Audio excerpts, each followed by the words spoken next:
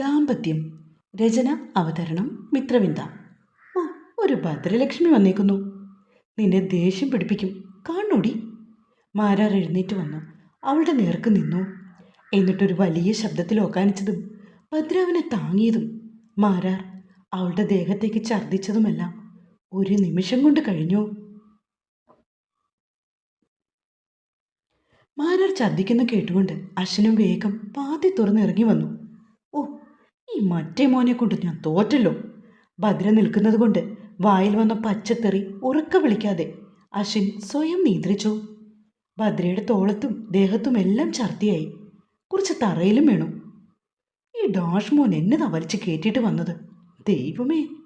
അശ്വിൻ നാറ്റം കാരണം മൂക്ക് പൊത്തിപ്പിടിച്ചു. എന്നിട്ടൊരു മാസ്ക് പോയി എടുത്തുകൊണ്ട് വന്ന് വീണ്ടും ഇറങ്ങി വന്നു. ഭദ്രയാണെങ്കിൽ മാരാരെ കൊണ്ടുപോയി സെറ്റിയിൽ കിടത്തുന്നത് അവൻ കണ്ടു. എടാ മാരാരെ, എന്താടാ നീ ഇവിടെ കാണിച്ചത്? അശ്വിൻ ശബ്ദം ഉയർത്തിക്കൊണ്ട് അവൻ്റെ നേർക്ക് പാഞ്ഞു വന്നു.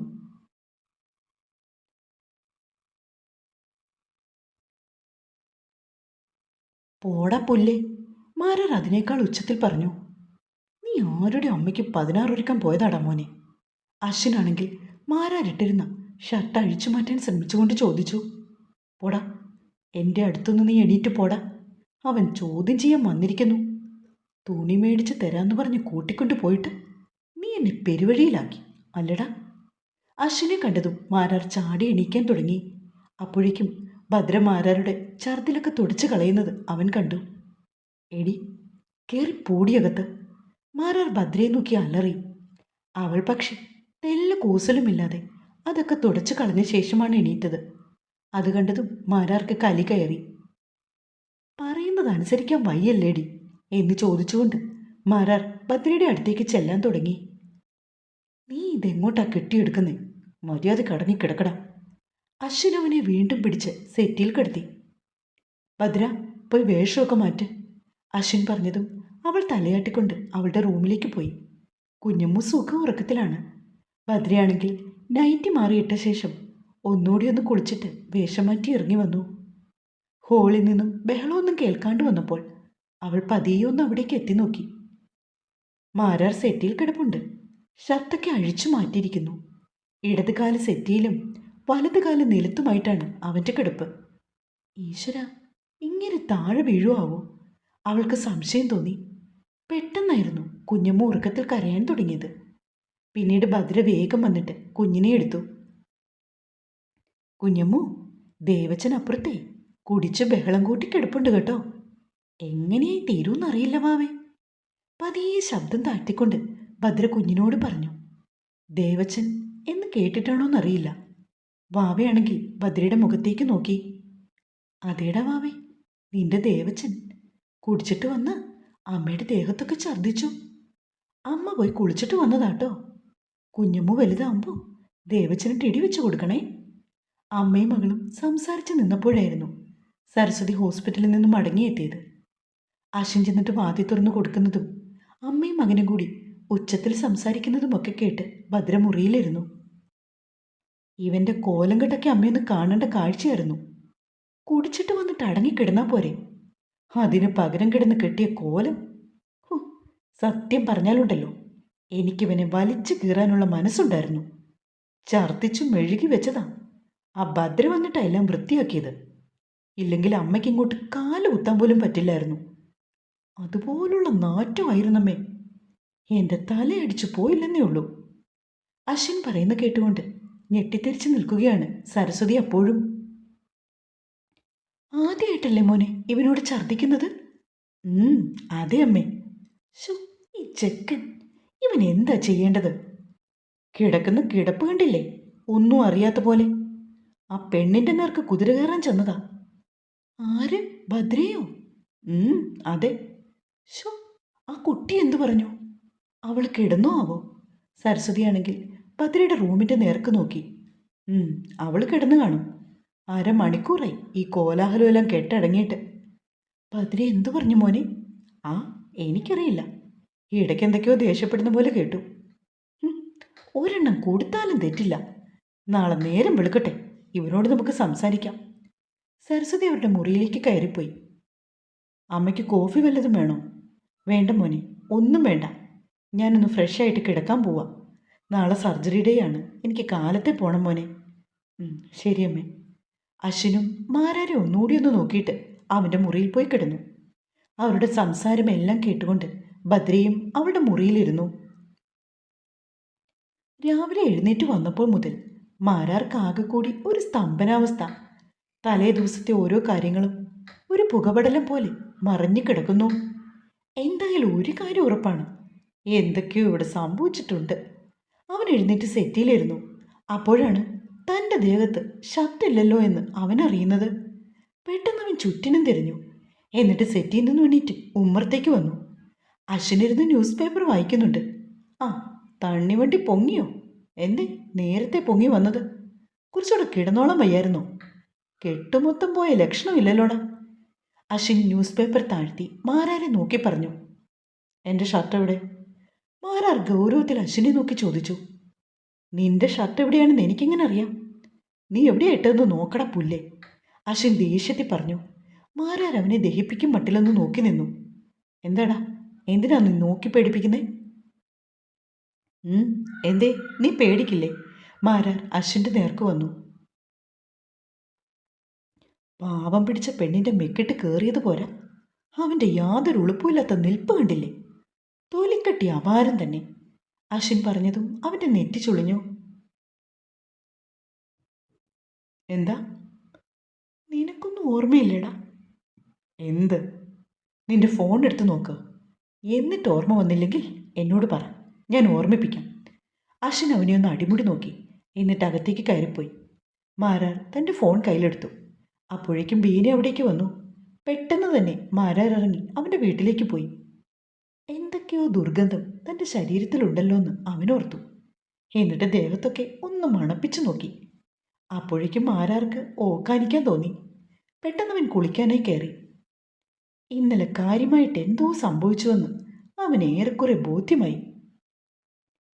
ഭദ്ര വന്ന് വാതി തുറന്നു കൊടുത്തതൊക്കെ മാരാർ ഓർത്തെടുത്തു. ശവരിൽ നിന്നും തണുത്ത വെള്ളം ദേഹത്തേക്ക് പതിക്കുന്നുണ്ട്. ഒപ്പം മാരാരുടെ ഓർമ്മകളും മടങ്ങി വന്നു. ഛേ, എല്ലാം കുളമായി തോന്നു. പിറുപിറുത്തുകൊണ്ടവൻ തൻ്റെ മുറിയിൽ വന്നു. എന്നിട്ടൊരു ഷർട്ടും മുണ്ടുമൊക്കെ എടുത്തു ധരിച്ചു. പൂജാമുറി ചെന്നിട്ട് വിളക്ക് കൊളുത്തി സാമ്പ്രാണി കത്തിച്ചു.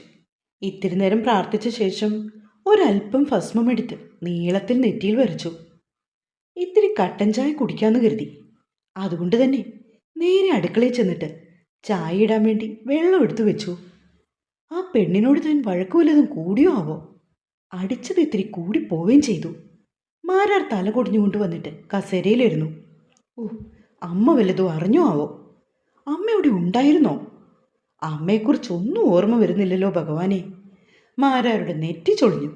ചായ ഒരു കപ്പിലേക്ക് ഒഴിച്ചുകൊണ്ട് വന്നിട്ട് അവൻ സ്വീകരണ മുറിയിലിരുന്നു. ഫോൺ കയ്യിലെടുത്തു. എന്നിട്ട് വാട്സപ്പ് ഓൺ ചെയ്തു. നോക്കിയപ്പോൾ അശ്വിൻ അയച്ച ഒരു വീഡിയോ കിടക്കുന്നു. 10 മിനിറ്റ് ഡ്യൂറേഷനുണ്ട്. മാരാരത് ഓപ്പൺ ചെയ്ത് നോക്കിയതും ചായക്കപ്പ് തെറിച്ച് നിലത്തേക്ക് വീണു. തൻ്റെ ദേഹത്ത് വീണ് കിടക്കുന്ന ഭദ്ര താനവളെ വട്ടം ചുറ്റി പിടിച്ചിട്ടുണ്ട്. എഴുന്നേറ്റ് മാറാൻ ശ്രമിക്കുന്ന പെണ്ണിനെ അതിനനുവദിക്കാതെ താൻ തൻ്റെ നെഞ്ചിലേക്ക് അമർത്തുന്നുണ്ട്. മഹാദേവ! മാരാർ ഉറക്കെ വിളിച്ചുപോയി. ദേവേട്ട വിട്ടേ, ആരെങ്കിലും കാണും. ഭദ്ര പറയുന്നുണ്ട്. പക്ഷെ മാരാർ വിടുന്നതുമില്ല. അവളെ പിന്നെയും അവൻ നെഞ്ചിലേക്ക് വലിച്ചിടുന്നുണ്ട്. മാരാർ ആ വീഡിയോ മുഴുവൻ കണ്ടു തീർത്തു. എന്നിട്ട് ശ്വാസമെടുക്കാനാവാതെ കൊണ്ട് സെറ്റിയിൽ ചാരിക്കിടന്നു.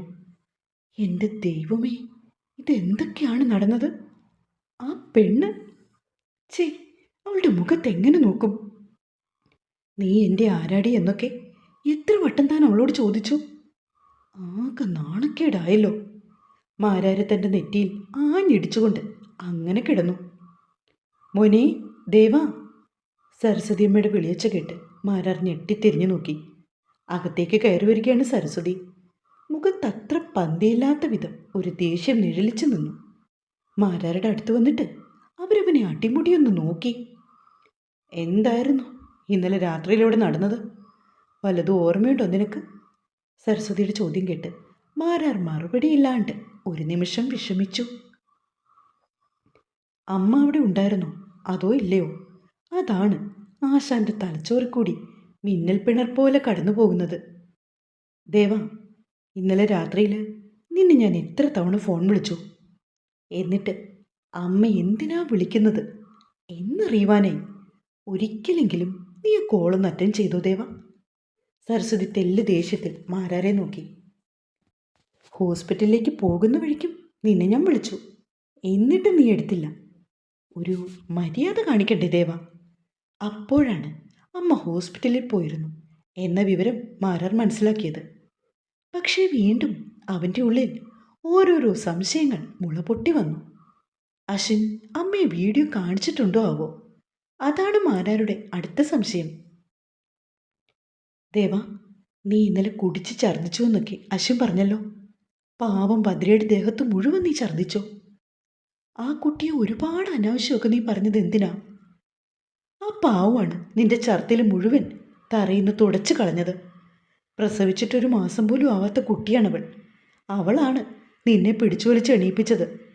ആ കുട്ടിയുടെ നടുനട്ടല് ഇളകിപ്പോയി കാണും. സരസ്വതി പറയുന്ന കേട്ട് ആകെ കൂടി കിളിപ്പോയ അവസ്ഥയിലാണ് മാരാർ. നീ എന്തിനാ ദേവാ ഇന്നലെ മൂക്കറ്റം കുടിച്ചു കയറി വന്നത്? എത്ര സന്തോഷത്തോടെയാണ് നിന്നെ ഡ്രസ്സ് എടുത്ത് തരുവാനായി അശ്വിൻ കൂട്ടിക്കൊണ്ടുപോയത്.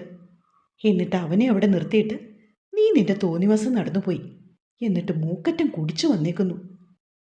കുടിച്ചു വന്നാലും സാരമില്ല, ഇതാ പെൺകുട്ടിയുടെ മെക്കിട്ട് കയറിയില്ലേ? അവൾ എന്ത് കരുതിയാവോ? സരസ്വതി പിന്നെയും എന്തൊക്കെയോ പറഞ്ഞു. എല്ലാം കേൾക്കുന്നുണ്ടെങ്കിലും ഇതൊന്നും താനുമായി ബന്ധപ്പെട്ട കാര്യമല്ല എന്ന ഭാവത്തിലാണ് മാരാരുടെ നിൽപ്പ്.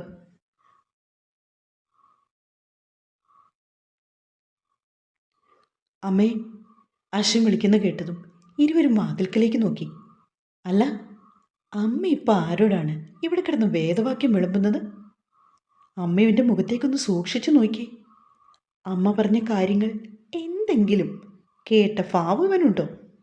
ഏതോ ഒരുത്തൻ ചെയ്ത കുറ്റം കേസാക്കിക്കൊണ്ട് അമ്മയൊരു വക്കീലിനെ കാണുവാനായി ഇവൻ്റെ അടുത്ത് വന്നതാണെന്നും ആ കേസ് വാദിക്കുന്ന വക്കീലാണ് ഇവനെന്നുമല്ലേ ഇവൻ്റെ നിൽപ്പ് കണ്ടാൽ അമ്മയ്ക്ക് തോന്നുന്നത്? അശ്വിൻ ഇത്തിരി ദേഷ്യത്തിലാണ് പറഞ്ഞതെങ്കിലും അത് കേട്ട് സരസ്വതി ഉള്ളാലി ചിരിച്ചുപോയി. സത്യത്തിൽ അതേ ഭാവത്തിൽ തന്നെയാണ് മാരാരുടെ നിൽപ്പെന്ന് സരസ്വതിക്ക് തോന്നി. എൻ്റെ അമ്മേ, ആ പാവം കൊച്ചിൻ്റെ ദേഹത്ത് വീണ് കിടക്കുന്ന ഇവനെ ഒന്ന് കാണേണ്ടതായിരുന്നു. ദേ ഇത് നോക്കിയേ. അശ്വിൻ തൻ്റെ മൊബൈൽ ഫോൺ എടുത്ത് സരസ്വതി അമ്മയുടെ നേർക്ക് നീട്ടിയതും മാരാർ അതവൻ്റെ കൈക്കലാക്കി. ഡാ, ഫോൺ ഇവിടെ തടാ പുല്ലേ. അശ്വിനത് പിടിക്കാൻ നോക്കിയതും മാരാർ അവനെ തടഞ്ഞു. ഗ്യാലറിയിൽ കിടന്ന വീഡിയോ എടുത്ത് ഒരു നിമിഷം കൊണ്ട് അവൻ ഡിലീറ്റാക്കി. അശ്വിനാണെങ്കിൽ മാരാരെ ഇടിക്കുവാൻ തുടങ്ങിയതും അവൻ്റെ ഇരു കൈകളും കൂട്ടിപ്പിടിച്ച് അവനെ ഒരു പ്രത്യേക രീതിയിൽ തൻ്റെ ഇടം കൈ കൊണ്ട് ബന്ധിപ്പിച്ച് നിർത്തിയിരിക്കുന്നു മാരാർ. ഗൂഗിൾ വീഡിയോസിൽ കയറി അതും ക്ലിയർ ചെയ്ത ശേഷം വാട്സപ്പിൽ തനിക്കയച്ച വീഡിയോ കൂടി മാരാർ ഡിലീറ്റാക്കി. ഓൾ ക്ലിയർ ആക്കിയ ശേഷമാണ് മാരാർ അശ്വിനെ മോചിപ്പിച്ചത്. അശ്വിനാണെങ്കിൽ തിരിഞ്ഞു വന്നിട്ട് മാരാരുടെ വയറ് നോക്കി ഒരൊറ്റ ഇടിയും വെച്ച് കൊടുത്തു. അശ്വിൻ്റെ ഇടി ഒന്നല്ല 2 കിട്ടിയാലും മാരാർക്ക് പ്രശ്നമില്ല. കാരണം ഈ വീഡിയോ എങ്ങാനും സരസ്വതിയമ്മ കണ്ടാൽ തൻ്റെ അഭിമാനമാണ് ഇല്ലാണ്ടാവുന്നത്. പിന്നെ ഈ കോമ്പൗണ്ടിൽ പോലും താമസിക്കാൻ പറ്റില്ലെന്ന് മാരാർ ഓർത്തു. അത്രയ്ക്ക് നാണക്കേടാണേ. ഷോ, എൻ്റെ ദേവാ, ഭദ്ര ഇനി എന്തെങ്കിലും ചോദിച്ചാൽ ഞാൻ അവളോട് എന്ത് സമാധാനം പറയും? അവൾക്ക് യാതൊരു സുരക്ഷിതത്വവും നമ്മുടെ വീട്ടിലില്ലെന്നല്ലേ അവൾ ഓർക്കുള്ളൂ. സരസ്വതി പിന്നെയും പറഞ്ഞു. അതിന് എന്നെ പിടിച്ച് വീട്ടിലേക്ക് കയറ്റാൻ അവളോട് ആരാ പറഞ്ഞത്? ഞാൻ ഏതു പാതിരാത്തി വന്ന് ഡോറി തട്ടിയാലും വന്ന് വാതിൽ തുറന്നു തരാനും മാത്രം ഞാനും അവളും തമ്മിൽ പ്രത്യേകിച്ച് ബന്ധമൊന്നുമില്ലല്ലോ. പാതിരാത്രി വരെ ഉറക്കളിച്ച് എന്നെ കാത്തിരിക്കാൻ ഞാൻ അവളെ പറഞ്ഞ് ഏൽപ്പിച്ചിട്ടുമില്ല. കാല് സ്ലിപ്പായപ്പോൾ ഞാൻ വീണുപോയി കാണും. അവളോടാരാ എൻ്റെ ദേഹത്തോട്ട് വന്ന് ഇടിച്ചു വീഴാൻ പറഞ്ഞത്? എന്നിട്ടിപ്പോൾ കുറ്റം മുഴുവൻ എനിക്കും. ആദ്യം അമ്മ അവളെ മര്യാദയ്ക്കിരുത്ത്. ആരെങ്കിലും ഒന്ന് വാതിൽ കൊട്ടിയെ തുറന്നു തരാൻ നിൽക്കാതെ കുഞ്ഞിനെ നോക്കി മര്യാദയ്ക്ക് അടങ്ങി ഒതുങ്ങി ഇരിക്കാൻ പറയും. എന്നിട്ട് എന്നെ വിസ്തരിക്കാൻ ഇങ്ങോട്ട് വന്നാൽ മതി. മാരാർ പറയുന്ന കേട്ട് അശ്വിനും സരസ്വതിയും അവനെ ഉറ്റുനോക്കി. എന്താ ദേവാ നീ ഇങ്ങനെയൊക്കെ സംസാരിക്കുന്നത്? ഇപ്പൊ കുറ്റം മുഴുവനും ആ പാവം കുട്ടിക്കായോ? നീ വന്നു വിളിച്ചപ്പോൾ വാതിൽ തുറന്നു തരാൻ ഞാനുണ്ടായിരുന്നില്ല. ഇവനാണെങ്കിൽ ഉറക്കത്തിലും. ആ കോളിമ്പൽ അമർത്തുന്ന ശബ്ദം കേട്ടായിരിക്കില്ലേ അവൾ വന്ന് വാതിൽ തുറന്നത്. ഒന്നോ രണ്ടോ തവണ ആയിരിക്കില്ല, ഒരുപാട് തവണ നീ ബെല്ലമർത്തി കാണും. കുഞ്ഞമ്മ ഉറങ്ങാത്തതുകൊണ്ട് പലപ്പോഴും ഭദ്രയും രാത്രിയിലൊക്കെ ഉറക്കം മിഴിഞ്ഞിരിപ്പാവും. ബീനെ പോലും അവൾ ശല്യം ചെയ്യണ്ടെന്ന് കരുതി വിളിക്കാറില്ല. നീ വിളിച്ചത് മിക്കവാറും അതുകൊണ്ടാവും അവൾ അറിഞ്ഞത്. അങ്ങനെ വന്ന് വാതിൽ തുറന്ന് കാണും. ഇതിപ്പോൾ ഇത്ര വലിയ കുറ്റമായിപ്പോയല്ലോ. കഷ്ടമുണ്ട് കേട്ടോ മോനെ. ഇങ്ങനെയാ പാവത്തിനെ നീ പഴിച്ചാരല്ലേ. അതല്ലേ അമ്മയോട് ഞാൻ കുറച്ചു മുന്നേ മലയാളത്തിൽ പറഞ്ഞത്. കുറ്റം ചെയ്തത് മുഴുവൻ ഇവനാണ്. കുടിച്ച് ലെക്ക് കെട്ട് വന്ന് ബഹളം ഉണ്ടാക്കിയത് ഈ നിൽക്കുന്നവനാണ്. എന്നിട്ടിപ്പോൾ പാവം പിടിച്ചവളെയാണ് ഇവൻ പറയുന്നത് മൊത്തം. ഇവനോട് സംസാരിക്കുന്ന നേരത്ത് വേറെ വല്ല കാര്യവും നോക്ക്. അമ്മ വാ, എനിക്ക് ജോലിക്ക് പോകണം. അശ്വിൻ സരസ്വതിയും കൂട്ടി മാരാരുടെ വീട്ടിൽ നിന്നിറങ്ങി. ദേവദത്തന്മാരാർക്ക് വേണ്ടി ഭദ്രലക്ഷ്മി വാതി തുറന്നു തരണ്ട. എനിക്കത് ഇഷ്ടവുമല്ല. അമ്മ ചെന്ന് അവളോട് പറഞ്ഞേക്ക്. മാരാർ ഉച്ചത്തിൽ പറഞ്ഞു. അത് ശരിവെച്ചുകൊണ്ട് സരസ്വതി തലകുലുക്കി. അമ്മ വരൂ, ഇവൻ നന്നാകില്ലെന്ന് ശപഥം ചെയ്തവനാ. അശ്വിൻ ദേഷ്യത്തിൽ മുന്നോട്ട് പോയി. എന്നെ പിടിക്കാൻ ഒരുത്തിയും വരണ്ട. ഞാൻ അവളുടെ ദേഹത്ത് ഛർദ്ദിച്ചെങ്കിൽ കണക്കായിപ്പോയി. അവളുടെ കയ്യിലിരിപ്പ് നല്ലതാവണം. അല്ല പിന്നെ. മാരാർ തൻ്റെ മുറിയിലേക്ക് വന്നു. അവിടെ നിന്നുള്ള വാതി തുറന്നാൽ നേരെ അവന് വെളിയിലേക്ക് ഇറങ്ങാം. അങ്ങനെ മാരാർ വെളിയിലേക്ക് ഇറങ്ങി വന്നതും അവൻ സരസ്വതി അമ്മയോടും അശ്വിനോടും പറയുന്നൊക്കെ കേട്ട് കണ്ണു നിറച്ചുകൊണ്ട് ഒരുവളവിടെ നിൽപ്പുണ്ടായിരുന്നു. മാരാർ ദേഷ്യത്തോടെ തുറിച്ച കണ്ണുകളോടെ ഭദ്രയുടെ അരികിലേക്ക് വന്നു. എന്താടി? അവൻ കലിപ്പിൽ ചോദിച്ചു. ദേവേട്ടൻ ഇന്നലെ ഛർദ്ദിച്ച ഷർട്ട് ഞാൻ വാഷ് ചെയ്തിട്ടുണ്ട്. കവളിലെ കണ്ണീർ തുടച്ചു മാറ്റിയ ശേഷം മെല്ലെ അവൾ പറഞ്ഞു. അപ്പോഴാണ് അഴയിൽ വിരിച്ചിട്ടിരിക്കുന്ന തൻ്റെ ഷർട്ട് മാരാർ കാണുന്നത്. പാതിരാത്രിയായിട്ടും കാണാഞ്ഞപ്പോൾ സങ്കടപ്പെട്ടു പോയി. അച്ചേട്ടനും അമ്മയുമൊക്കെ ദേവേട്ടൻ എന്തിയെന്ന് ഞാൻ ചോദിച്ചിട്ട് ഒന്നും പറഞ്ഞുമില്ല. അമ്മയാണെങ്കിൽ ഹോസ്പിറ്റലിലേക്കും പെട്ടെന്നൊരു കേസ് വന്നിട്ട് പോയപ്പോൾ ഞാൻ ആകെ വിഷമിച്ചു പോയി. അച്ചേട്ടൻ വാതിലടിച്ച് നേരത്തെ കിടക്കുകയും ചെയ്തു. അതുകൊണ്ട് കാത്തിരുന്നു. തെറ്റായിപ്പോയി എന്നറിയാം. എന്നോട് ക്ഷമിക്ക്. ഇനി ഇങ്ങനൊന്നും ആവർത്തിക്കില്ല. ഇടറിയ വാക്കുകളോടെ അവൾ അവനെ നോക്കി. കുഞ്ഞമ്മു കരയുന്ന ശബ്ദം കേട്ടതും ഭദ്ര അകത്തേക്ക് ഓടിപ്പോയി. തുടരും. ദേ വലിയ പാട്ട് തന്നിട്ടുണ്ടേ. സപ്പോർട്ട് മറക്കില്ല കേട്ടോ.